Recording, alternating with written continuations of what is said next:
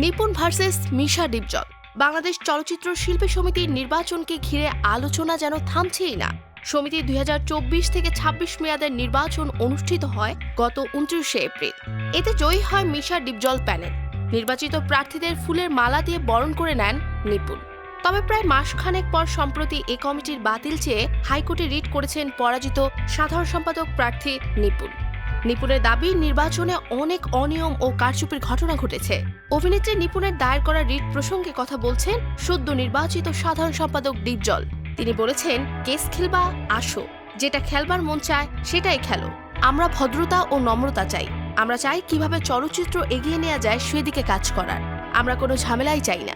এই সময় আগের এক সাক্ষাৎকারে ডিপজলকে নিপুণের অশিক্ষিত বলার ব্যাপারে তিনি বলেন, সে তো বাপকে অস্বীকার করে। রক্তের সমস্যা না হলে এমন কথা কেউ বলতে পারে না। কেননা নিপুণ যাকে দিয়ে এই চলচ্চিত্র চিনেছে তাকেই তো ভুলে গেছে, অস্বীকার করছে।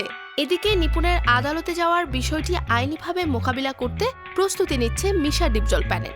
বাংলাদেশ চলচ্চিত্র শিল্পী সমিতির গতবারের নির্বাচন নিয়েও কম জলঘোলা হয়নি। 2022 থেকে 24 মেয়াদের ওই নির্বাচনের সাধারণ সম্পাদকের পদ নিয়েও জায়েদ খান ও নিপুণ আক্তারের মধ্যকার দ্বন্দ্ব হাইকোর্ট পর্যন্ত গড়ায়। এবারও মিশা ডিপজল প্যানেলের জয় এবং দায়িত্ব গ্রহণের ঠিক 1 মাস পার না হতেই আবারও আদালতে গিয়ে ঠেকল। এখন দেখা যাক এই জল কত দূর গড়ায়।